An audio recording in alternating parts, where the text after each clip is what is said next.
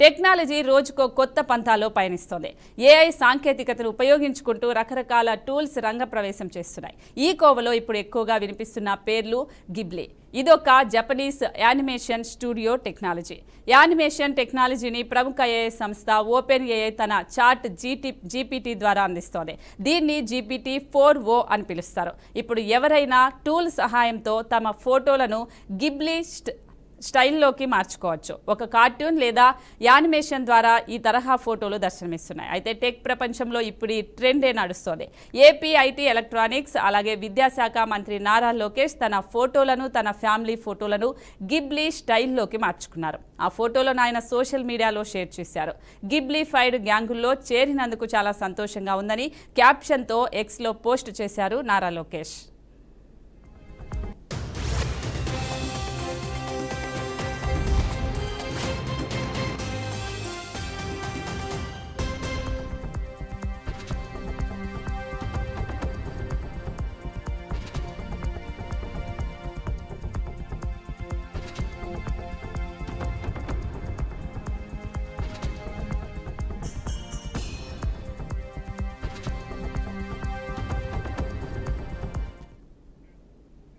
హైదరాబాద్లో వారాసిగూడలో బీఆర్ఎస్ పార్టీకి చెందిన ముస్లిం నేతలు ఇఫ్తార్ విందు ఏర్పాటు చేశారు. ఇఫ్తార్ విందుకు బీఆర్ఎస్ వర్కింగ్ ప్రెసిడెంట్ కేటీఆర్ను ఆహ్వానించారు.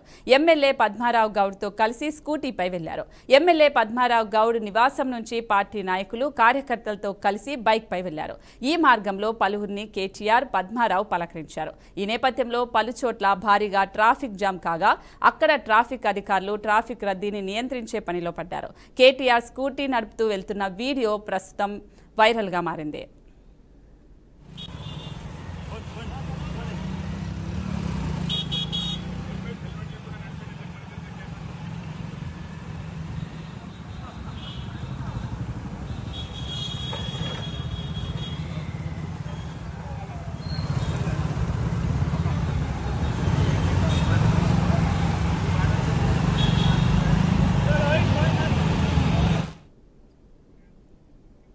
పాలమూరు ఎత్తిపోతల పథకానికి జాతీయ హోదా కల్పించాలని కేంద్ర ప్రభుత్వానికి తెలంగాణ ప్రభుత్వం ప్రతిపాదనలు పంపించింది. తెలంగాణ ప్రభుత్వ ప్రతిపాదనను కేంద్ర ప్రభుత్వం తిరస్కరించింది. కృష్ణా నది జలాలపై ఏపీ తెలంగాణ రాష్ట్రాల మధ్య వివాదం కోర్టులో ఉందని, ఈ నేపథ్యంలో పాలమూరు ఎత్తిపోతల పథకానికి జాతీయ హోదా ఇవ్వడం కుదరదని కేంద్ర జలశక్తి శాఖ స్పష్టం చేసింది. రాష్ట్ర ప్రభుత్వ ప్రతిపాదనలను తిరిగి పంపించినట్టు లోక్సభకు కేంద్ర ప్రభుత్వం తెలిపింది. ఎంపీ చామల కిరణ్ కుమార్ రెడ్డి అడిగిన ప్రశ్నకు జలశక్తి శాఖ లిఖిత పూర్వకంగా సమాధానం చెప్పింది.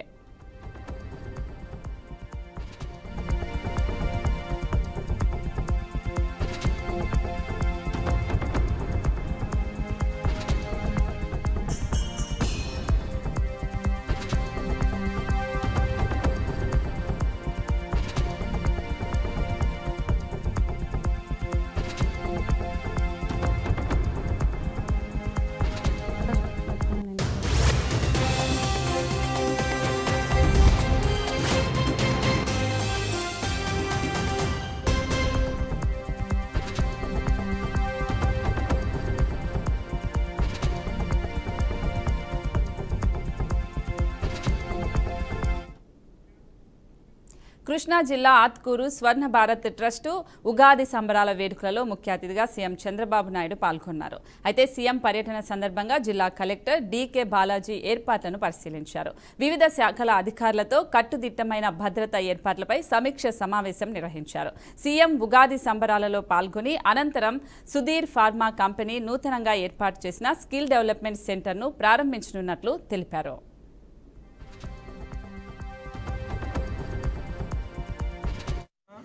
మధ్యాహ్నం స్వర్ణ భారతి ట్రస్ట్కి యుగాది సంబరాలు తర్వాత మనకు ఇక్కడ సువిన్ ఫార్మా తరపు నుంచి ఒక ఫార్మా స్కిల్ డెవలప్మెంట్ ల్యాబ్ కూడా పెట్టారు. ఆ ఇనాగ్రేషన్కి రానున్నారు. దానికి సంబంధించి ఈరోజు అన్ని ఏర్పాట్ల గురించి కూడా పరిశీలించడం జరిగింది. అన్ని యాంగిల్స్లోనూ సెక్యూరిటీ పాయింట్ ఆఫ్ వ్యూ కానీ ఇంకొకటి కానీ అరేంజ్మెంట్స్ అన్ని చూసుకున్నాము. ఎక్కడ కూడా ప్రోగ్రామ్ ఇబ్బంది లేకుండా చాలా చక్కగా ప్రోగ్రామ్ జరిగేటట్టు అన్ని చర్యలు చేపడుతున్నాం. చెప్తాం ఫైనలైజ్ అవుతాం. యుగాది రోజున మధ్యాహ్నం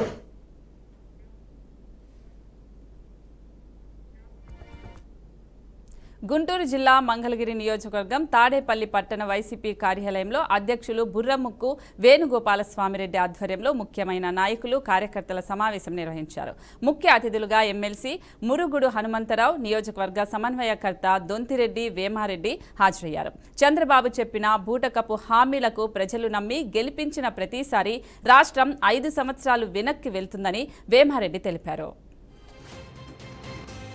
5 ఏళ్ళకి 3 లక్షలు అప్పులు చేసి 2.5 లక్షలు అందరికీ డీబీటీ ద్వారా వాళ్ళ బ్యాంకుల్లోకి కొట్టి దగ్గర 1,80,000 కోట్ల రూపాయలు ఈ పెన్షన్లకి వాటికి అందరూ ఇచ్చారు కదా, అవి కనపడుతుంది కదా. నువ్వు తీసుకున్నప్పుడు 1,20,000 కోట్లు దేనికి పెట్టావు, ఎక్కడ ఖర్చు అయ్యింది చెప్పండి, ఏమని కాలం చేశావు? ఇవన్నీ కూడా మసిపూసి మారేడుకాయ చేసే ప్రయత్నం. ఇవాళ రాజధానిలో పెట్టు, అక్కడ పెట్టు, ఆ రాజధాని ఇప్పటికీ కూడా నీళ్లు తోడుతూనే ఉన్నారంటే ఇది నిజంగా మీరు చూడండి, నీళ్లు తోడుతున్నారు, చేపలు పడుతున్నారు, ఆ చేపలు వేల కూడా అంటున్నారు, అది కూడా వచ్చింది పేపర్. ఏంటి ఎప్పుడు కావాలి, ఎప్పుడు కావాలి? ఈ రాష్ట్రం అభివృద్ధి ఏ విధంగా మీరు చేస్తాం అనుకుంటున్నారు? డబ్బులు లేవు సర్వనాశనం చేశాడు. ఏం సర్వనాశనం చేశాడు? పేదలకు పంచడం సర్వనాశనమా? నువ్వు డబ్బున్నాడు దోచిపెట్టడం చాలా గొప్ప విషయమా? ఇది అభివృద్ధి? ఎక్కడ అభివృద్ధి? ఇది లక్షల మందికి డీబీటీ కొడితే వాళ్ళందరూ వాళ్ళ పిల్లలు చదివించుకున్నారు, చిన్న చిన్న వస్తువులు కొనుక్కున్నారు, ఇళ్లలో గృహం కొనుక్కున్నారు, అందరూ హ్యాపీగానే ఉన్నారు. ఏ నువ్వు అట్లా చేసావా? ఏమన్నా ఏ పేరు వాడికి పట్టడం బహు పెట్టేవారు. మరి ఎందుకంటే ఇది ఇవన్నీ కూడా ఆలోచించాల్సిన సమయం ఆసనం. సరే, అది రాజకీయం. పార్టీ పరంగా నేను మళ్ళా చెప్తున్నా, తాడేపల్లి మంగళగిరి కాన్స్టిట్యూయెన్సీకి గుండెకాయ లాంటిది. మయన్మార్ బ్యాంకాక్లో భారీ భూకంపం సంభవించింది. వరుసగా 3 సార్లు వచ్చిన భూకంప దాటికి పలు ఎత్తైన భవనాలు పేక మేడలా కూలిపోయాయి. కూలిపోతున్న భవనాల భయంతో అక్కడ ప్రజలు పరుగులు తీస్తున్నారు. జడంతో కూడిన వీడియోలు ప్రస్తుతం సోషల్ మీడియాలో సంచలనంగా అవుతున్నాయి. ఈ ప్రమాదంలో ఇప్పటివరకు 55 మంది మృతి చెందినట్టు ప్రభుత్వం ప్రకటించింది. వందలాది మంది గల్లంతైనట్టు తెలిపింది. బ్యాంకాక్ పర్యటనకు వెళ్లిన తెలంగాణకు చెందిన ఒక ఎమ్మెల్యే కుటుంబం భూకంప ప్రమాదం నుంచి త్రుటిలో తప్పించుకున్నట్లు తెలుస్తోంది. రామగుండం ఎమ్మెల్యే రాజ్ ఠాకూర్ కుటుంబం బ్యాంకాక్ విహార యాత్రకు వెళ్లారు. దీంతో బ్యాంకాక్లో సంభవించిన భారీ భూకంపం నుంచి క్షేమంగా బయటపడినట్లు తెలుస్తోంది.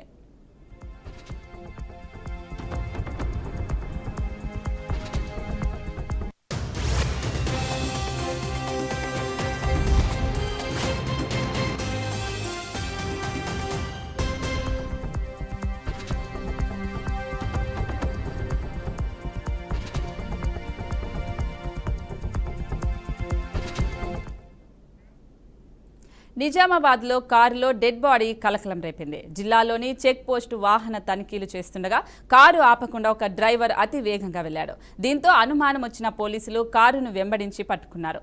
కారు తనిఖీ చేయగా డిక్కీలో మహిళ శవాన్ని గుర్తించారు. మహిళను హత్య చేసి శవాన్ని కారులో తీసుకెళ్తున్నట్లుగా పోలీసులు తెలిపారు. కేసు నమోదు చేసి దర్యాప్తు చేస్తున్నట్లు వెల్లడించారు.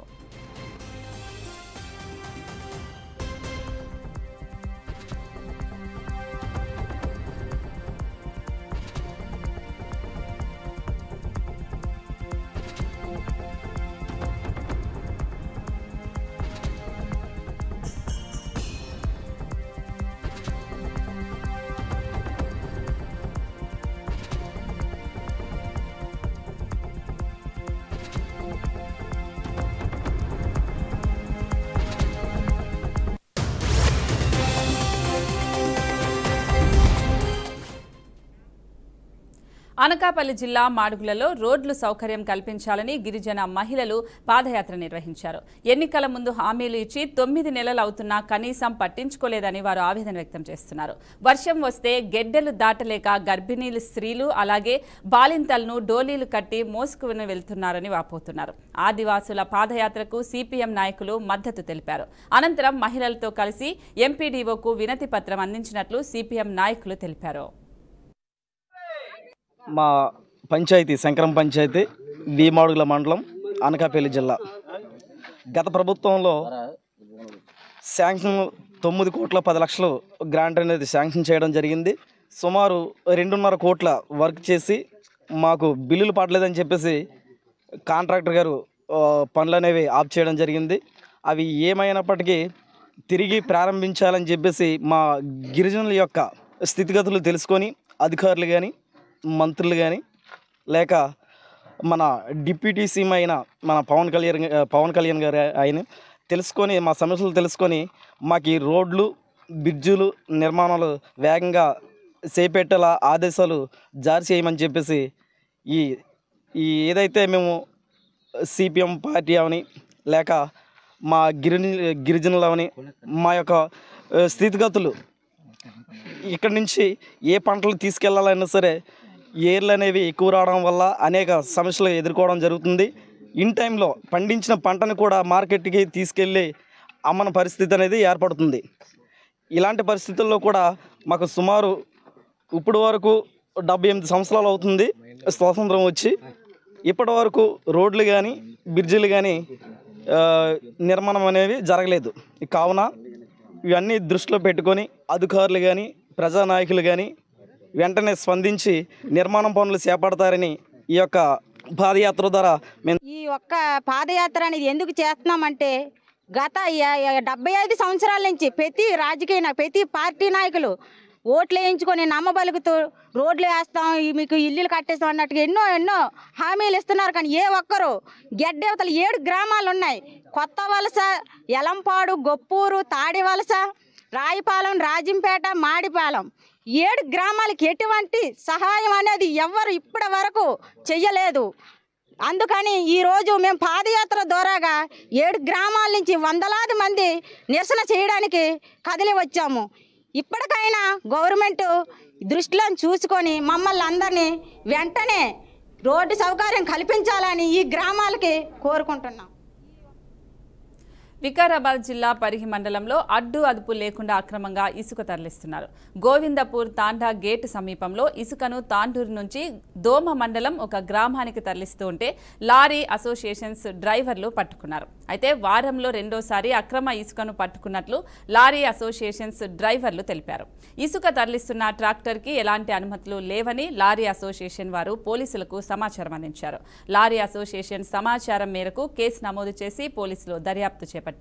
అక్రమంగా రవాణా చేస్తున్న ఇసుక ట్రాక్టర్ను పోలీస్ స్టేషన్కు తరలించినట్లు పోలీసులు తెలిపారు.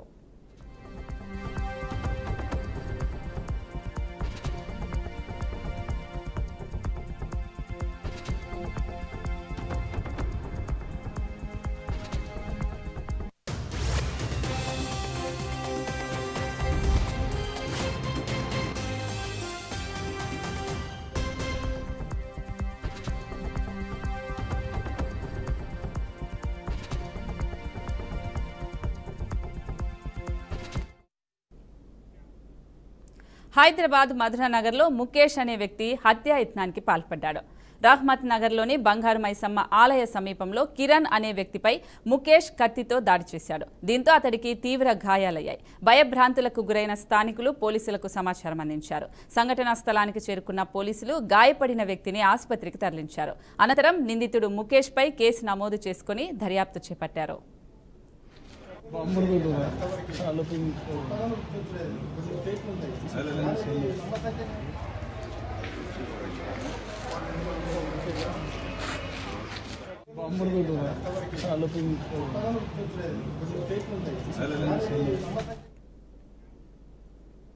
నంద్యాల జిల్లా సంజామల మండలం పేరుసోమల గ్రామంలో శిథిల అవస్థలో ఉన్న ఇంటి ముందు ఇంటి యాజమాని తిరుపాలు మరో ముగ్గురుతో కలిసి తవ్వుతూ ఉండగా పురాతన శివుని గుడి బయటకొచ్చింది.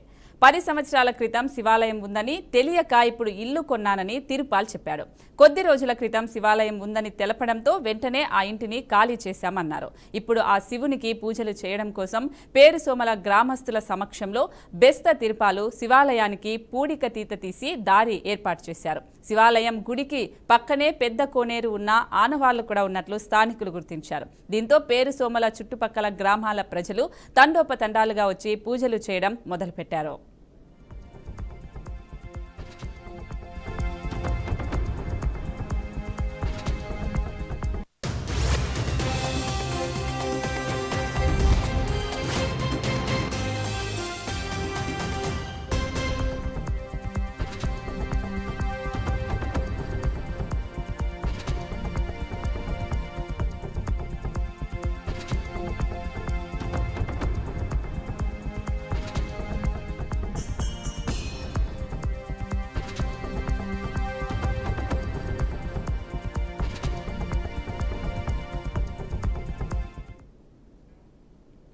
యాదాద్రి భువనగిరి జిల్లా మోత్కూరులో జర్నలిస్టులకు 4 ఎకరాల ప్రభుత్వ భూమిని 120 గజాల చొప్పున అప్పటి జిల్లా కలెక్టర్ వినయ్ ఆదేశాలతో ఇవ్వడం జరిగింది. ఇళ్ల స్థలం చదును చేసుకునేందుకు జర్నలిస్టులు వెళ్లగా రాజకీయ నాయకులు భూ కబ్జాదారులు అడ్డుకున్నారని తెలిపారు. దీనిపై జర్నలిస్టులు ఎమ్మెల్యే సామెల్ చొరవతో అంబేద్కర్ చౌరస్తాలో నిరసన కార్యక్రమం చేపట్టారు. విలేకరుల భూమి ఇవ్వకుండా రాష్ట్ర వ్యాప్తంగా ఆందోళనలు చేస్తామని ప్రభుత్వాన్ని హెచ్చరించారు. పట్టాల గురించి నిరసన కార్యక్రమం ఏర్పాటు చేసుకున్నారు. వారికి మద్దతు తెలుపుతా ఉన్నాం. కేసీఆర్ గారి ప్రభుత్వంలో గాదర్ కిషోర్ కుమార్ తుంగతుర్తి శాసనసభ్యులు గారు ఉన్నప్పుడు మోత్కూర్ మున్సిపాలిటీలోని 121 సర్వే నెంబర్లో ఇండ్ల పట్టాలు 151లో మన మాజీ శాసనసభ్యులు గాదర్ కిషోర్ కుమార్ గారు విలేకరులందరికీ కూడా 28 మందికి అక్కడ లేఅవుట్ ఏర్పాటు చేసి పర్మిషన్ తీసుకొని ఎంఆర్ఓ గారు కలెక్టర్ గారితో అందరితో మణిదశ తెలంగాణ ఉద్యమంలో ఆనాడు సమాఖ్యాంధ్ర కోసం ₹100 ఖర్చు పెట్టి కృత్రిమతం చేస్తున్న సందర్భంలో తెలంగాణ ఉద్యమానికి జర్నలిస్టులు, విద్యార్థి నాయకులు, వివిధ పార్టీలు ఏ విధంగా ప్రత్యేక కార్యాచరణ తీసుకుని పనిచేస్తున్నారో అదే పద్ధతిలో తెలంగాణ రాష్ట్రాల కోసం పనిచేసిన పరిస్థితి మనం చూసినాం. తెలంగాణ రాష్ట్ర సాధన తర్వాత క్రమంలో ఈ ప్రాంతానికి విద్యార్థి నాయకుడుగా గాదర్ కిషోర్ కుమార్ గారు 2 సార్లు ప్రాతినిధ్యం వహించిన ఎమ్మెల్యేగా 2 సార్లు ఎమ్మెల్యే పనిచేసిన సందర్భంగా ఈ మోత్కూర్ ప్రాంతానికి సంబంధించిన విలేకరులకు ఏ సమస్య వచ్చినా ఎన్ని మార్లు మీరు కలిసినా కానీ ప్రతిసారి మీకు అండగా తెలుస్తూ ఆర్థికంగా, సామాజిక అన్ని రకాల మీకు మద్దతు ఇచ్చే పరిస్థితులు మనం చూసినాం. ఓ కేసులో రాజాసింగ్ను నిర్దోషిగా హైదరాబాద్ నాంపల్లి కోర్టు ప్రకటించింది. ద్వేషపూరిత ప్రసంగం చేశారని గతంలో మహల్ ఘాట్ పిఎస్లో రాజాసింగ్పై కేసు నమోదైంది. రాజాసింగ్ను నిర్దోషిగా ప్రకటిస్తూ నాంపల్లి ఎంపీ, ఎమ్మెల్యేల కోర్టు తీర్పిచ్చింది.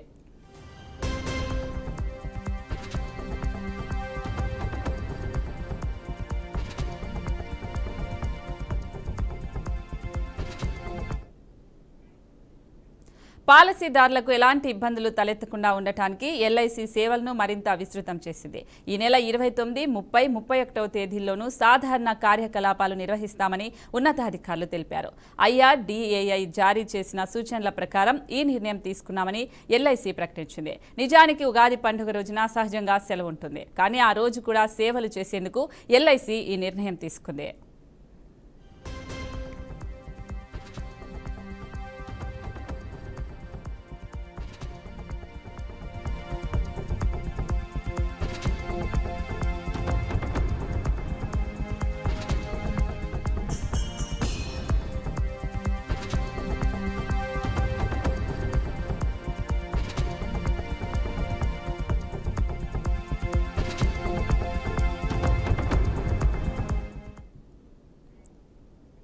ప్రధానమంత్రి నరేంద్ర మోదీపై అనుచిత వ్యాఖ్యలు చేస్తూ పదజాలంతో దుష్ప్రచారం చేశారంటూ ఆయనను బీసీ, ఎస్సీ, ఎస్టీ విరోధిగా చిత్రీకరించారని రాష్ట్ర వానరసేన జాతీయ అధ్యక్షుడు నామ్ రామ్ రెడ్డి తెలిపారు. రిజర్వేషన్లకు వ్యతిరేకంగా అపోహలు కల్పించే విధంగా సమాచారాన్ని జర్నలిస్టు దండు సురేష్ ప్రచారం చేస్తున్నట్లు తెలిపారు.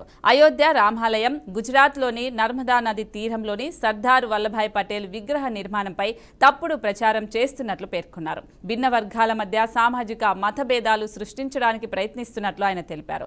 సామాజిక మాధ్యమాలలో అసత్య ప్రచారం చేస్తున్న వారిపై తగిన చర్యలు తీసుకోవాలని డిమాండ్ చేశారు. బీసీలకు రిజర్వేషన్ ఇవ్వకపోతే వారి చేసి నరేంద్ర మోడీ గాడైతే బోనం గాడైతే ఎవడైతే నా కొడుకులు 2 సార్లు ప్రధానమంత్రి కూడా పీకలేకపోతున్నాడు రిజర్వేషన్ ఆడు. ఏ రాని అమ్మ నాకు వీకేదేముందాడు, నాకు వీక్ ఇచ్చేదేముందాడు. వాడు ఉంటే రిజర్వేషన్ ప్రకటించాలి. మహిళలకు రిజర్వేషన్ అంటాడు దొంగ. అరే మహిళల రిజర్వేషన్ అన్నప్పుడు ఎస్సీ ఎస్టీలకు కూడా సబ్ కూడా విడరా. ఎక్కడి నుంచి వచ్చినవరా నువ్వు? ఎవడైతే బీసీలకు రిజర్వేషన్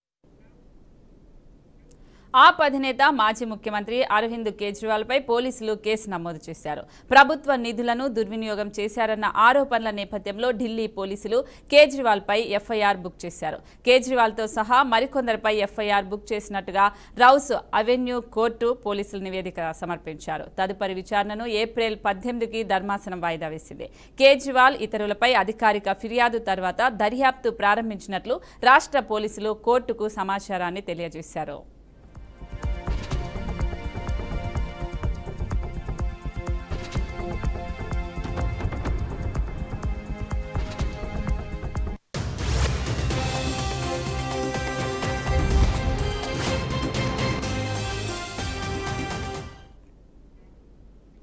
కేంద్ర కేబినెట్ కీలక నిర్ణయం తీసుకుంది. బీహార్లో 4 లైన్ల గ్రీన్ ఫీల్డ్ కారిడార్కు ఆమోదం తెలిపింది. 5 జాతీయ 4 రాష్ట్ర రహదారులను కారిడార్ కలపనున్నట్లు నిర్ణయించింది. కేంద్ర ప్రభుత్వ ఉద్యోగుల DA 2% పెంచుతున్నట్లు వెల్లడించింది. త్వరలో ఎన్నికలు జరిగే బీహార్లో పలు ప్రాజెక్టులకు కోసి నదితో అలాగే మేచి నది అనుసంధానానికి గ్రీన్ సిగ్నల్ ఇచ్చింది. 6,282 కోట్ల రూపాయల నిధులను నదులకు కేంద్రం కేటాయించింది.